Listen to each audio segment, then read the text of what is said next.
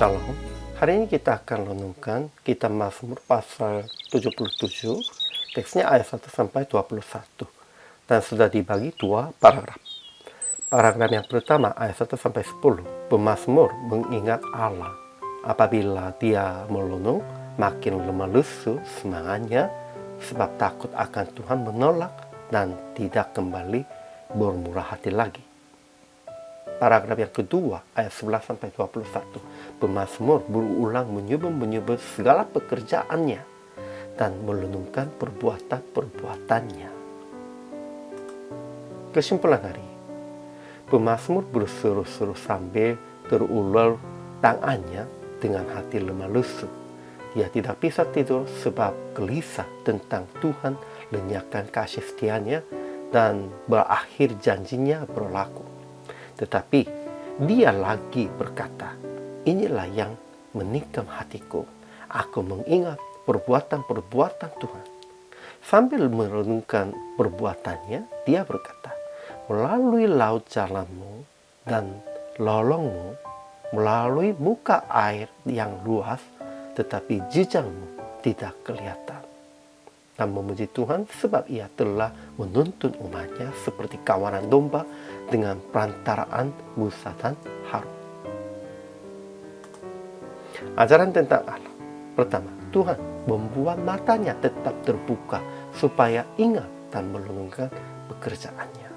Kalau begitu, pada waktu susah tidur, masih tetap membuka matanya, harus merenungkan tentang Tuhan. Harus ingat tentang pekerjaannya. Kedua, Allah, jalannya adalah kudus. Tidak ada yang begitu besar seperti Allah. Ia adalah yang melakukan keajaiban. Ia telah menyatakan kuasanya di antara bangsa-bangsa. Dengan lengannya telah menebus umatnya, Bani Yakub dan Bani Yusuf.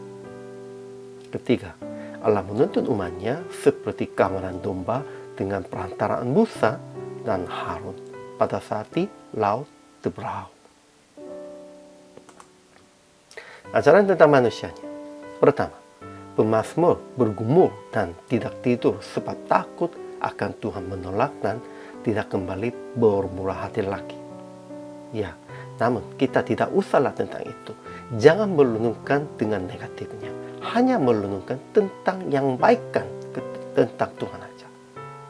Sehingga kedua, tetapi dia akhirnya mengaku bahwa inilah yang menikam hatiku, bahwa tangan kanan yang maha tinggi berubah. Dan dia hendak mengingat perbuatan-perbuatan Tuhan.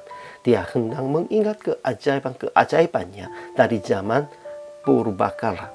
Dan dia hendak menyebut segala pekerjaannya dan merenungkan perbuatan-perbuatannya. Pentingnya, jangan renungkan yang negatifnya. Harus renungkan dengan baik kebaikan dari Tuhan saja.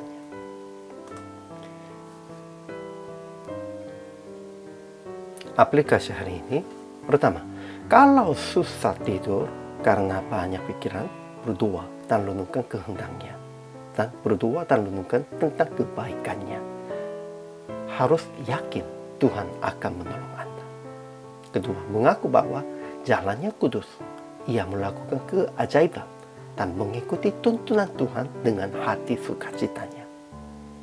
Ketiga, ingatkan perbuatan Tuhan dan tuntunan Tuhan kepada orang-orang yang susah hati sebab menghadapinya kesulitan. Ya, memang orang-orangnya kalau berpikir yang negatif saja, terus akan termuncul tentang pikiran-pikiran yang negatif saja. Namun, terus kita harus berpikir tentang yang baik-baik dengan positif, pasti akan termuncul ya ingatan yang positif saja. Inilah proses otaknya.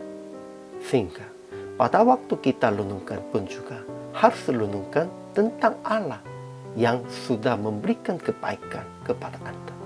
Jangan renungkan tentang hal yang negatifnya.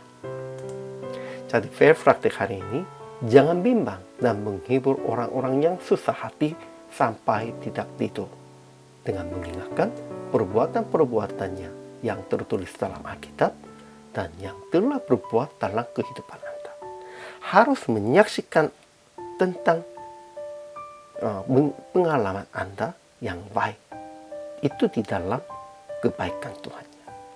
Kita harus menjadi saksi, kita harus menjadi penghibur, kita harus menjadi penginjil. Ya, inilah hamba Tuhan. Hari ini juga, selama melayani, Tuhan Yesus memberkati.